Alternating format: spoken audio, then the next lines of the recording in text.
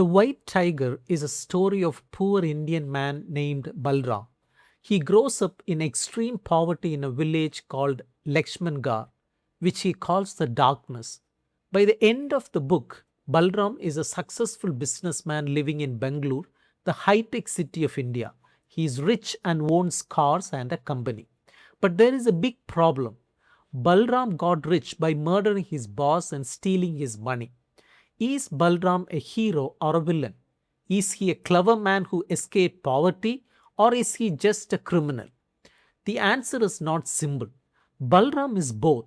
He is a morally ambiguous character, which is a fancy way of saying he is hard to judge as purely good or purely bad. What is techno-capitalism? Techno means technology, computers, phones, internet, etc. Capitalism means an economic system where people and companies compete to make money. Put them together and you get a world where technology and money are completely mixed together. Think of call centers, IT companies, and startups.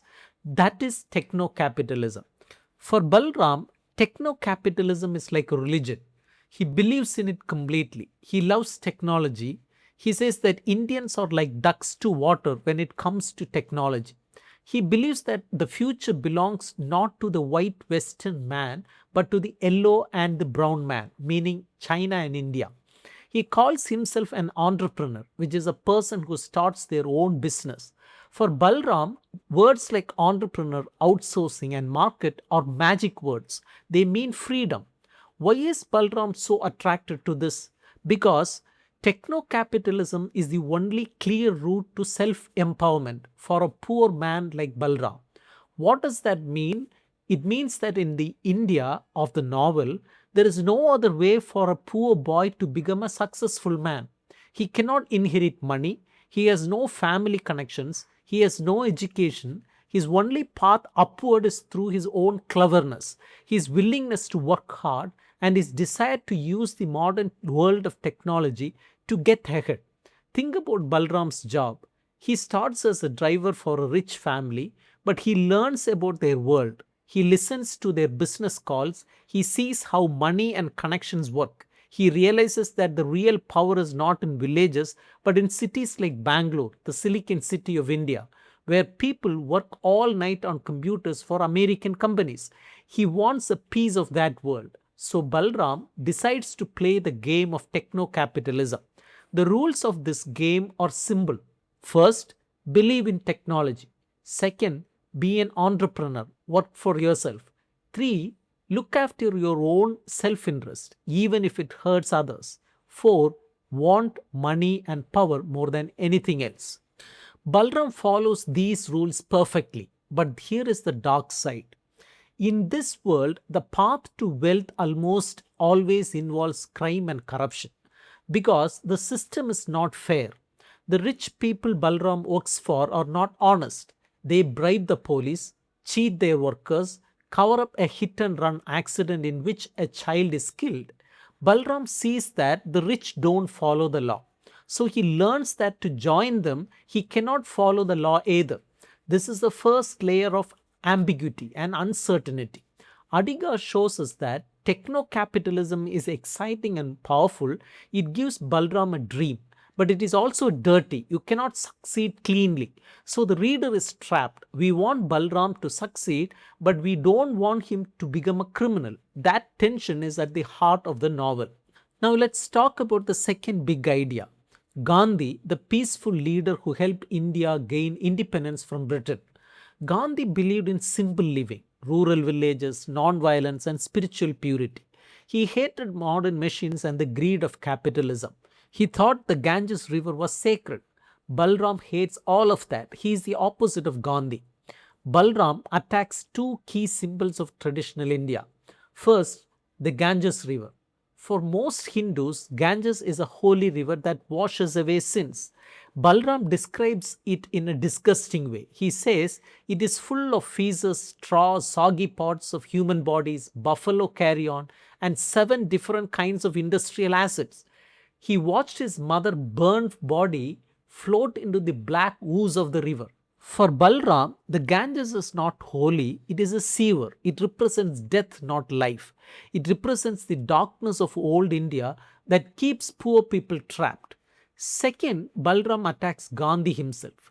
In the novel, pictures of Gandhi are everywhere in shops, government offices, homes of rich people. But here is the irony. These pictures of the peaceful Gandhi are used by corrupt people to hide their crimes. A corrupt policeman has a picture of Gandhi on his wall. A thieving shopkeeper sits under a photo of Gandhi. Gandhi's face becomes a mask for evil.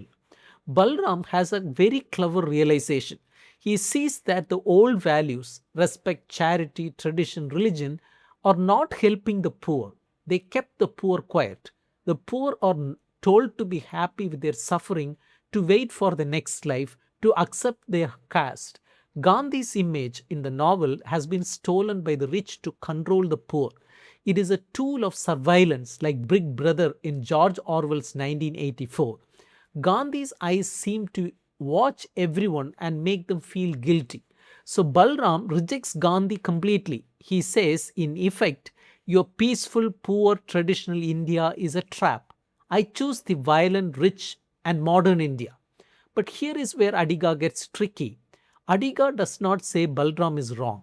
In fact, the novel shows that the real Gandhi has been replaced by a fake image used by gangsters. So Balram's rejection of the fake Gandhi is perfectly logical. It might even be ethically necessary. If Gandhi's name is used to justify corruption, then a smart young man should reject it. The novel doesn't tell us that Balram is bad for leaving tradition behind. It just shows us that tradition has already been destroyed by corruption. Balram is just the final result. To understand Balram's choices, we need to understand the famous metaphor in the book, the Rooster Coop. Balram describes a chicken coop. Hundreds of chickens are packed into wire cages.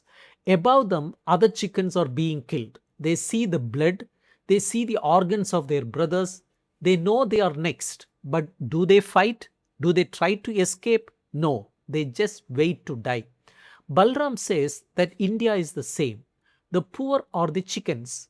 They see others suffering. They know the system is unfair, but they do not rebel. They accept it. They wait for help that never comes. They are guarded from the inside, meaning they guard their own prison by not fighting back. Balram decides to be the one chicken who breaks out. But to break out, he has to become a tiger. He has to become a predator. He has to kill the master. Here is the central moral question of the book. Balram murders his boss, Mr. Ashok. He slits his throat. He takes his money, 7 lakh rupees. Then he runs to Bangalore and starts his own taxi company. He does not need to kill him to steal the money. He could have just taken the money and run. So why the murder? The murder is symbolic. Balram does not just need money, he needs to kill the idea of the master inside himself. He needs to break the psychological chain that makes him a servant. By killing Mr. Ashok, Balram becomes a man. He says, I was a free man. In the world of the Rooster Coop, this act of violence is the only form of liberation available.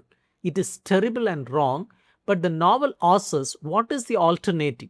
The alternative is to be like Balram's father, who is worked to death like a human beast of burden. The alternative is to stay in the coop and wait to be killed. This is the deep ambiguity.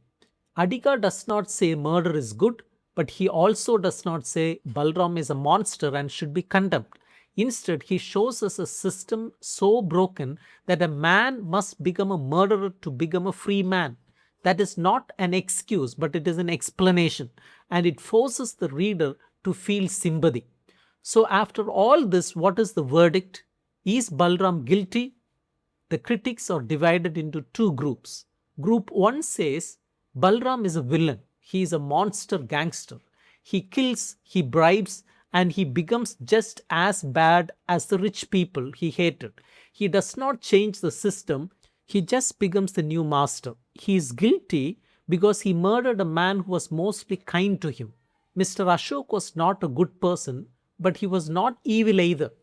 Once Balram is rich, he does the same corrupt things as his old masters. He bribes the police, One of his drivers kills a child and Balram covers it up. He leaves the rooster coop intact. He does not try to free anyone else, he just saves himself.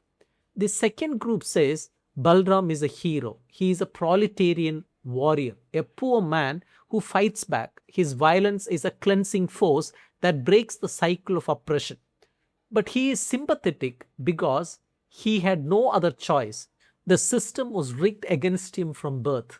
He is a better master than the others. He does not beat his drivers. He does not pretend they are family while treating them like slaves. He gives money to the family of the child who was killed, not because he has to, but because he wants to. He shows that escape is possible. His success, even if it is dirty, is a symbol of hope for other people. In the end, Adiga does not give us a clear answer. He leaves us with a question. In a corrupt world, can a poor person succeed without becoming corrupt themselves? Balram's answer is no, and the novel sadly suggests that he might be right.